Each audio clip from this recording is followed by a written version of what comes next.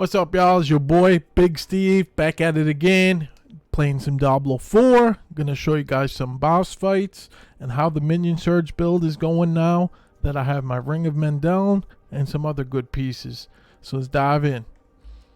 So I'm gonna quickly go over my items and tell you why I went with what I went with. We're gonna start with the helm, and we went with your minions gain 20% damage reduction. Minions are not as strong as they were last season, so having that extra damage reduction for them is great. On most pieces, you're going to want total armor, health, and minion health. Those are the three main things you're going to want on most of your items. And look at my armor right now. This is with 0 buffs. I have 96% reduced physical damage taken. Once I get some better rolled items, as you can see on my helm, it is perfectly rolled on the armor. Once I get another piece perfectly rolled, I'll have 100%. So, very important. Next for the chest, we have basic skills grant 20% damage reduction for 6 seconds. We're casting a lot of basic skills in between our blood surges. So this buff will be up most of the time, which is great. It's 20% damage reduction. And as you can see, I have minion health, armor, maximum health, and if you can get damage reduction or just damage reduction with fortified, that's a good way to go. And as you can see, I still need to roll the armor higher on this piece, but once I get that, I'll have 100% damage reduction from physical damage taken from enemies of equal level. Next is the gloves. We went with blood surges, no echoes, delay. Pretty well, you get a free blood surge after you cast blood surge. It does a little less damage, but just having this for blood surge is great overall. For the gloves, I would go overpower damage and critical strike, and you can go lucky. You want lucky hit because for your Ring of Men down. Now, I went with the +4 to blood surge. You could also replace that with attack speed is another good one. You don't necessarily need the +4 to blood surge. And now that our armor is up, we can replace our pants, and we're using the Blood Moon breeches. These are just great. Gives maximum health, gives damage reduction when they're cursed, gives +2 to curses, +2 to amplified damage, and you can also get +3 to curses. I need a better rolled one, and I only have the 3% on when your minions have a 3% chance to curse enemies. I want to get a 7%, obviously higher the better, but what this does, enemies affected by at least one of your curses take 70% increased overpower damage from you. So these are a big damage boost. For the boots, we went with your maximum number of skeleton warriors is increased by 2. Now for boots, you want movement speed and essence cost reduction. Anything else you can do on your own. For the weapon, we went with critical strikes with core skills increase your attack speed by 25% for 5 seconds. This is a very important power to have. Allows you to cast your blood surges very quick. And on the weapon, you mainly want overpower damage, core skill damage, and damage to close enemies. And another main part of this build is the Death Speaker's Pendant. What this allows you to do is when you cast Blood Surge, your minions cast Blood Surge. Now what a lot of people don't know is the Blood Surge your minions cast can also proc Lucky Hit. So that's going to come into play on your Ring of Men down. Another great thing about Death Speaker's Pendant this season, the change, is the essence cost reduction. Essence cost reduction is great to have because blood surge costs so much. And for my ring, I went with whenever your blood skills overpower, you gain 50% attack speed for 4 seconds. So having this as high as possible, you get a lot of attack speed. Like I said, you're casting blood surge very fast when all this procs. Even with your weapon, that's 75% attack speed. And that's not including, say, your skill tree or Paragon points or anything else. It's 75% just right off your items. And for the other ring, we went with the Ring of Men down. Now this is just great overall. Gives maximum minion health, gives lucky hit, and gives minion attack speed. Now I didn't get the best roll for the damage to explode, so that could also use an increase, but having this with your blood surge, this is the cream on top of the cake.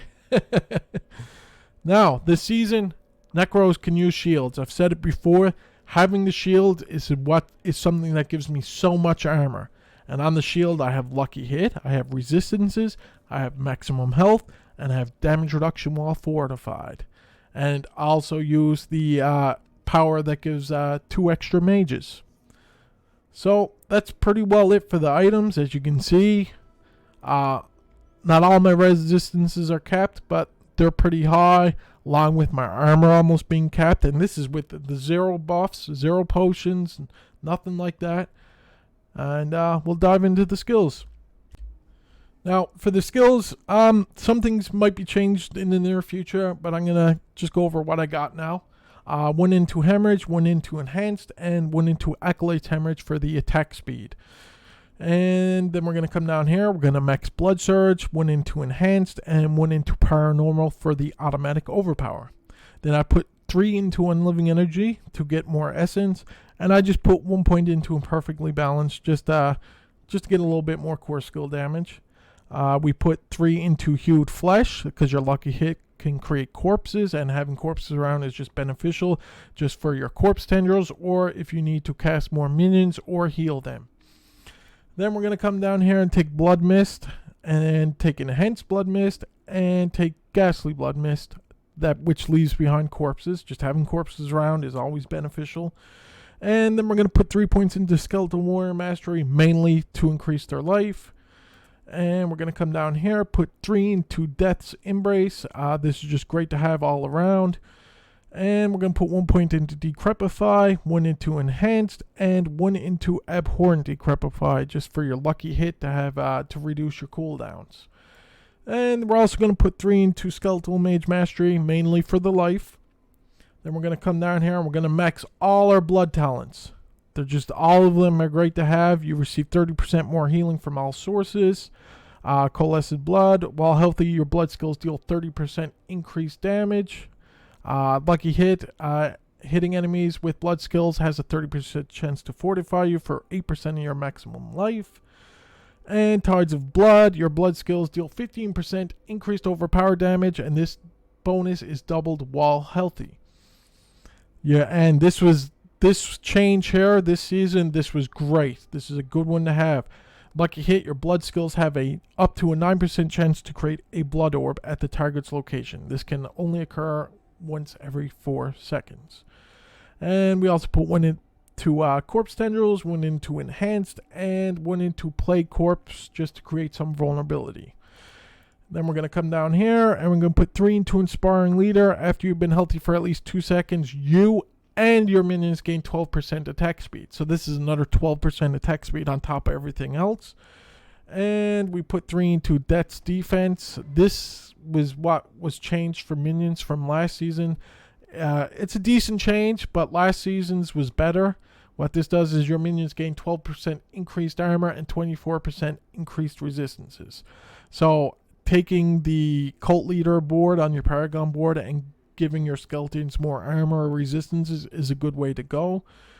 And then we come down here and we take Rathma's Vigar. Every 12 seconds you get an automatic overpower, which is just great to have. And that's pretty well it for the skills. I don't think there's anything I would change right off the bat. I'm sure there's a couple things you could do, but we're going to leave it at that for now, and we're going to dive into the Paragon board. Now, before I do dive into the Paragon board, if you wanted to, you could take your Golem instead of Corpse Tendrils. Just having another body there able to cast the Blood Surge can be very helpful. And the Blood Golem is pretty good because he can absorb 15% damage you would take. So that's another option you could go. But we're going to dive into the Paragon board. We come up this way, and you take your first glyph will be Control. Now, this is just great overall because you're casting Decrepify, which is slow, and your minions are cold, so they also cause a slow. This is just a big damage boost overall. Then you're going to come up this way, and then we're going to take Bone Graft. Now, we take this for only one reason. These nodes right here, they increase your maximum essence and essence on kill, which is great for any necro build that uses a lot of essence. And then we're going to come up here and we're going to take this glyph. We're going to take essence. And what this does, it gives you 96.5% critical strike damage. This is still not max. It's like level 17 or 18 right now. This is just great to have. Then we're going to come over here and we're going to take Bloodbath. Now what's great about this season is Overpower is now multiplicative, along with crit damage and vulnerability damage and stuff. So Overpower is now good to have. So you're going to take this node, and for the glyph, we're going to take Dominate. It's a pretty good place to have it. Right now I have 308.9% overpower damage from this, which is huge. And then we're going to come down here and we're going to take Blood Begot's Blood. So with blood, you're able to lucky hit to create blood orbs. So picking up blood orbs increases your damage. And another reason why we take this is down at these nodes here, you get increased overpower damage.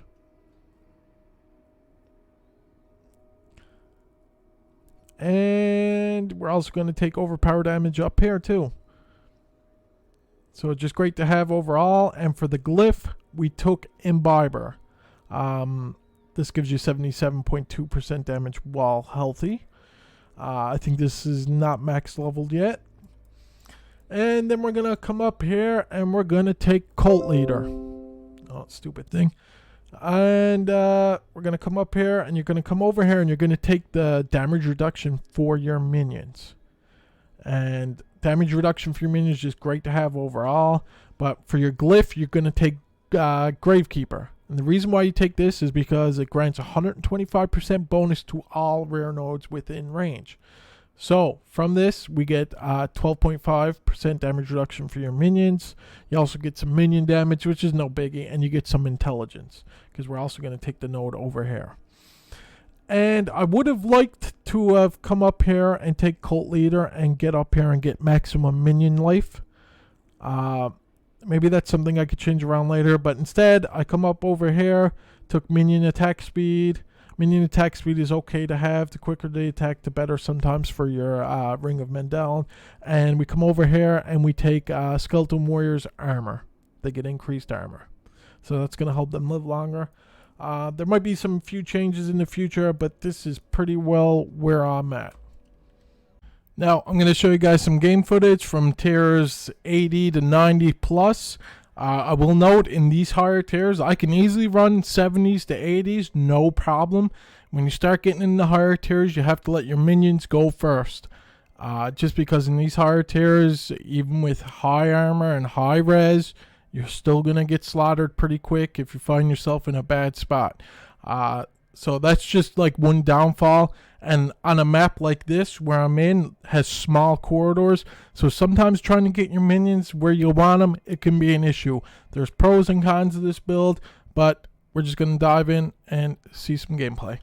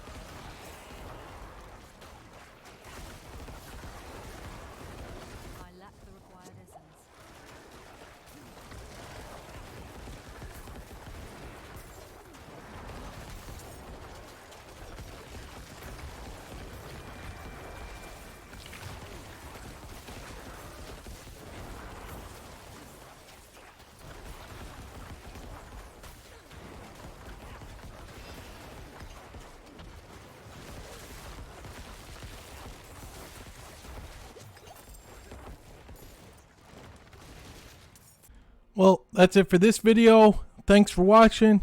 And as I said before, in the higher tiers, having your minions survive can be an issue sometimes, and being stuck in those corridors, it can be annoying at times. Like I said, this build has no troubles from the 70s to 80s, even some of the early tier 80s, no sweat. Once you hit the tier 90s and above, it's not a breeze. It can be done. I've had fun with this build. I've been playing this type of build since pre-season 0, so hopefully they continue to work on it. Hopefully they make minions better, and I'm going to continue to work on this build. But that's it. Hit the subscribe, and I'll see you on the next one. Peace.